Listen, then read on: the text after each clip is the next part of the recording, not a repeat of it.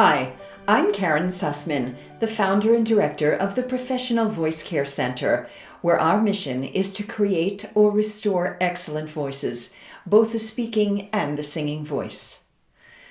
During the COVID-19 pandemic, we've all faced many challenges: isolation, inability to participate in social activities, and for many of us, no singing or performances, either seeing them or being in them.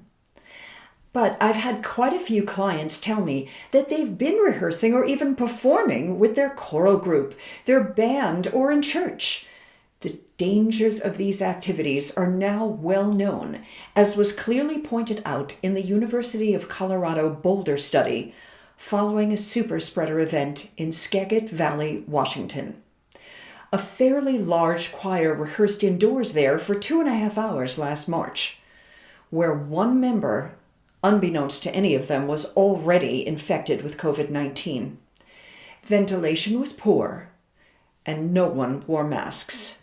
Almost everyone who attended that rehearsal contracted COVID-19, and 2 members died. The Boulder study ruled out touching other people or touching surfaces which were sanitized as the cause of so many members becoming ill.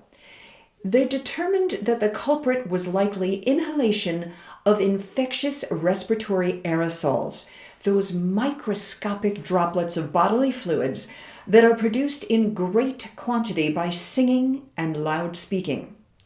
The poor ventilation in the choir room, combined with the length of the rehearsal and how many singers were in a confined space, made the situation much more dangerous. There have been similar super spreader choir events all over the world. What did the Colorado study recommend to solve this dilemma and let singers sing more safely? Now, understand that there is no one way to mitigate all risk. But they recommended reducing the length of rehearsals to no more than 30 minutes, improving ventilation or rehearsing outside, if possible, using portable air purifiers, distancing more than 6 feet apart, and of course, wearing masks. Well, if mask wearing is so obvious, then why aren't all singers observing that protocol? The most obvious reason is regular masks interfere with the ability to sing, speak, and breathe, especially for the deep breathing and projection needed by performers. So today, we're going to talk about a better solution: singers' masks. Masks designed by and for the performance community. They help contain and slow down the respiratory droplets while allowing you to sing more easily. There are 2 readily available masks that I recommend for singers. The first is the Singer's Mask by the Broadway Relief Project. This is the Singer's Mask. Now it's available in Concert Black in addition to the natural, and in adult and children's sizes. It's made of 3 layers of washable cotton with an airflow window cut into the middle layer to allow for greater airflow.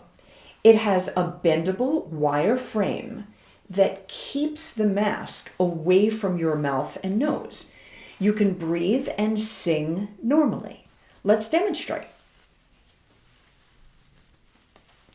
So here I have the singer's mask on, and as you can see, it does protrude from the face, allowing me to speak normally.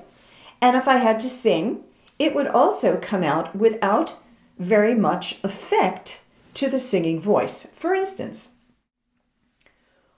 oh, say can you see by the dawn's early light?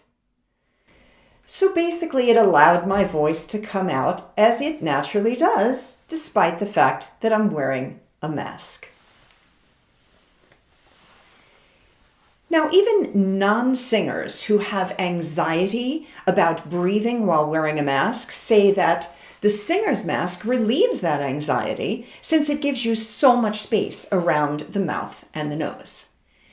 The second mask I recommend is called the Resonance Singer's Mask. It comes with a disposable biofilter. These also come in concert black or in white and in adult or youth sizes.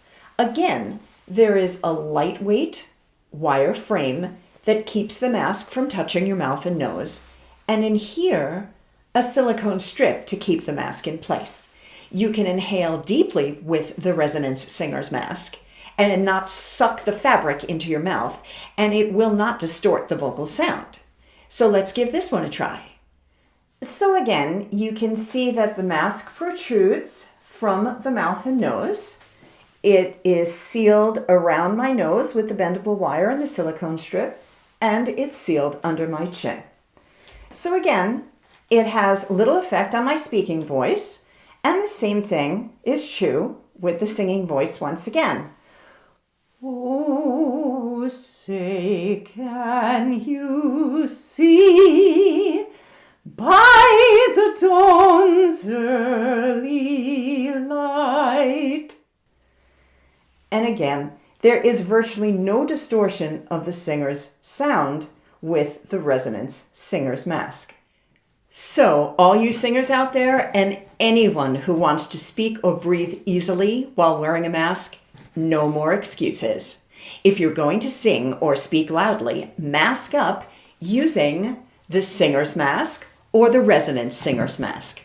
Continue to follow the guidelines for distancing, ventilation, air purification, and reducing the time of singing together. And let's hope that if everyone follows the recommendations of the scientific and medical community, that someday soon we'll be able to sing together, see and be in shows, and gladly hang up our masks for good. I'm Karen Sussman. Be smart and stay healthy. See you next time.